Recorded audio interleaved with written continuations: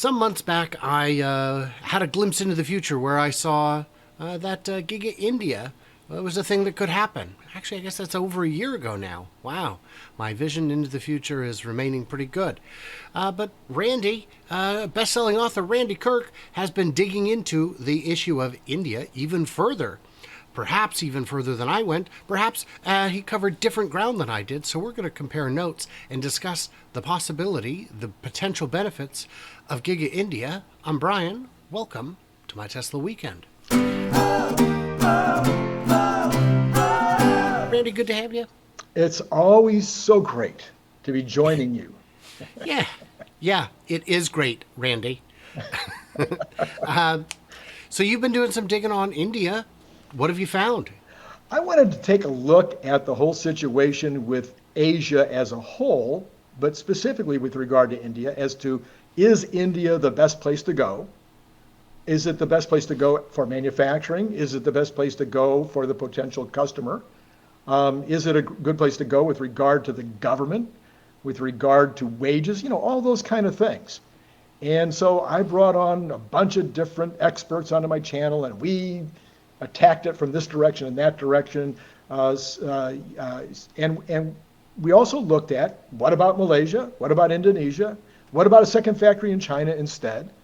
Advantages, disadvantages, et cetera, et cetera. And we all concluded that India is definitely a great place to be going at this time. That was my conclusion as well. It didn't come out at the top of my list because my chart gave extra weighting to things like Japan and Canada topped my list because of their experience in high-tech manufacturing, their large, wealthy consumer bases. But India still scored very well, despite things like low average cost of vehicles, high levels of corruption, and whatnot. So what were some of the factors that made India look so good? I think probably the number one is India is where China was 30 years ago. Yes, They 100%. they're one of the few populations in the world that's growing. So many populations, including China, Japan, Australia, all of Europe, Russia, are shrinking. And that shrinking population is going to be causing all kinds of economic problems, already causing those in Japan, South Korea, Russia. Europe is starting to see it. And China will definitely, is probably part of the reason of what's going on now in China. But India is actually increasing their population, even if by a small amount. They are starting to also have fewer children per eligible woman. And it is, but right now at least, they're good for the next 20, 30 years in terms of their population being in balance. So that was a pretty major consideration, is that they are now going to be moving into maybe even First Nation status in terms of their eventual wealth. Maybe, we've seen it happen before. It might only take them 7 to 10 years to really change it up to where pockets, at least, of the country will definitely be looking like some of the best of China. I agree with all of that. The consideration I saw was, well, even a Model 3 at, 40, 50,000, which is what they were when I made the original video, nobody can afford them.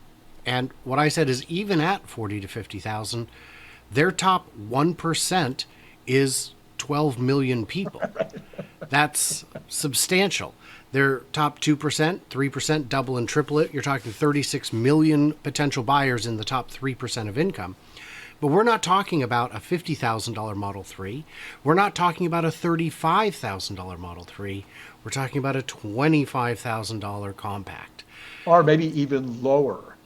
So a lot of the consideration that in this conversation was maybe the compact car that's made in India specifically would be a car that's not only aimed at India, aimed at Malaysia, aimed at the Philippines, aimed at Northern Africa, aimed at South America. It might be an $18,000 car or even a $16,000 car.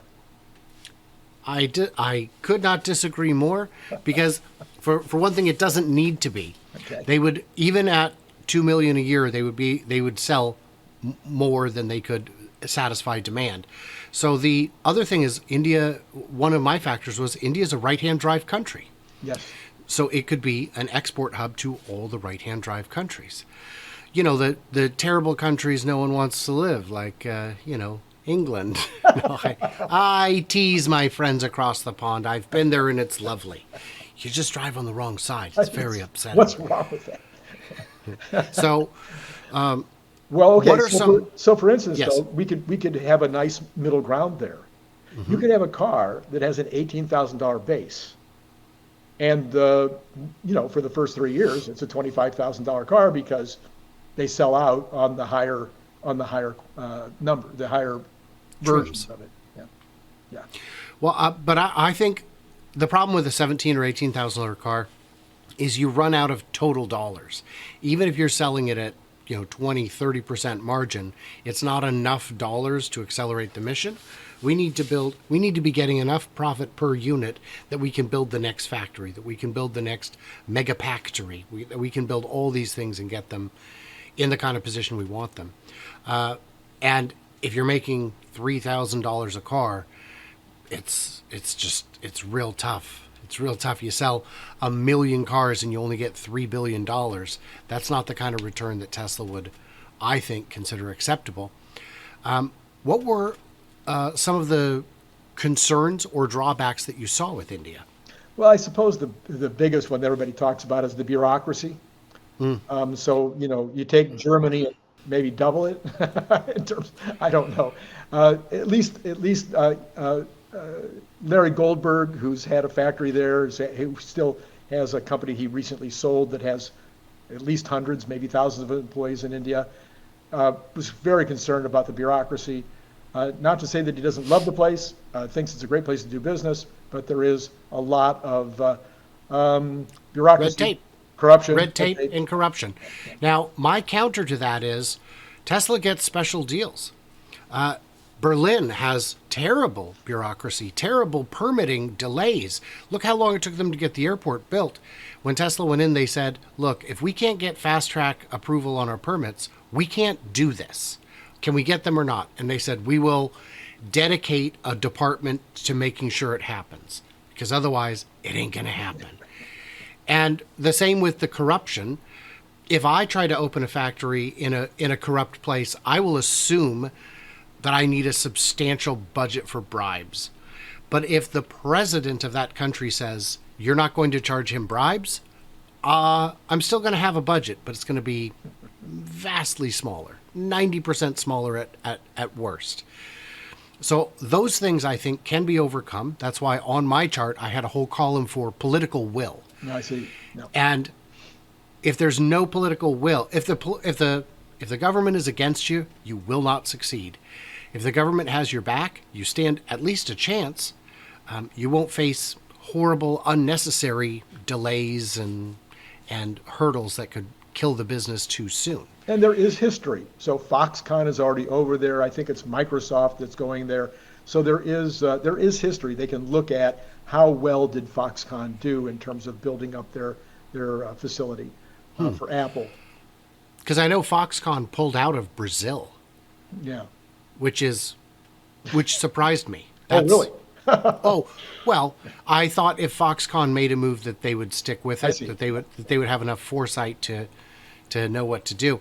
Another consideration with India is if we're using LFP batteries, they've got everything they need in terms of domestic natural resources to build the entire car, apart from hardware apart from the FSD chips, which are made in one place, and It is not India or China, and it will not be. Right. But those are very easy to ship. Yeah. So I think that's another one where they scored really well. Japan scored very poorly. Japan has a real lack of natural resources on which to draw. Some reasons for me that they scored poorly is their taxation system is difficult. It's cumbersome. One reason they scored pretty well is they do have some free trade agreements that allow them access to some markets on better terms than the U.S. might get, or some of the other potential candidates for the factory. Any other considerations that was a negative for you? Oh, another negative. Well, negative would be infrastructure. So we know that India is rapidly attempting to build their road infrastructure with some very modern superhighways around the country, but the infrastructure is still super far behind. Uh, their infrastructure is also far behind with regard to the electrification of the country, but that could be a net positive. Hopefully, this would be a major part of why India would want Tesla to come there so that they could, whether or not they actually build solar panels there, they could certainly be coordinating the entire solar and battery part of what's happening in India, virtual power packs, power plants, etc. I mean, all of that is already obviously in the wheelhouse and could help them. Tony Seba says it would only cost India $1 trillion to move to 100% electrification. It's only $1 trillion. It's $10 per citizen per year for 10 years. Right. Is That's that money? pretty good math. Yep. That's pretty good math. The other thing is if they are LFP batteries, even on a compact, they could manage vehicle to grid, which would be an amazing benefit. Even vehicle to house would give you a level of peace of mind as a buyer that you do not have today. But allowing it to go vehicle to grid, they would quickly have the largest virtual power plant in the world. Right. Yeah. And that would be outrageous. That would be amazing. And they could write it up front saying the warranty is not by miles or days, it's by charge cycles. So if you're going to use it as a power plant, know that it's going to expire sooner. It will be tracked in the app so that the next buyer can see how many cycles are on it. Right. So that's a pretty good one. One person had told me in the comments on my India video, the reason the Model 3 wouldn't work as it is, it doesn't have the ground clearance needed. It only needs another inch or two to manage the terrible roads that you get once you get off the beaten path at all, or stay on the path that's been sufficiently beaten. I would certainly, it's hard for me to imagine that this car will not be built for India. It For may sure. be very different from any other car. It may not be a Model 3. It may not be the Gen 3. It may be on the Gen 3 platform, except for, like you say, for clearance or something. But I think it's going to be a car that's designed with the Indian consumer in mind, and that consumer is probably not going to be that far different from the rest of South Asia. Not going to be that even maybe that different from the consumer in England, South Africa, etc., where other right-hand drive is taking place. Okay, so looking out 6 months, I'm going to say 6 months out, we're going to hear India. Would you take the over or under on that? I would take an under on that. I think thought even you though would. Elon says that he was going to visit next year, I don't know that he has to visit to ink the deal. I think the deal could be inked before the end of the year, and then Elon goes and visits for the groundbreaking or something. Yeah. Yeah, and India has a very large domestic auto market, a very large domestic auto manufacturing segment, and they have over 1,000 engineering universities. They've got a very smart workforce, a very capable workforce, a very hungry workforce, a very low labor cost. They've got all the pieces with just one missing, and that's the political will, which can change quickly, especially once Modi realizes that there is no shortage of options for Tesla to go elsewhere.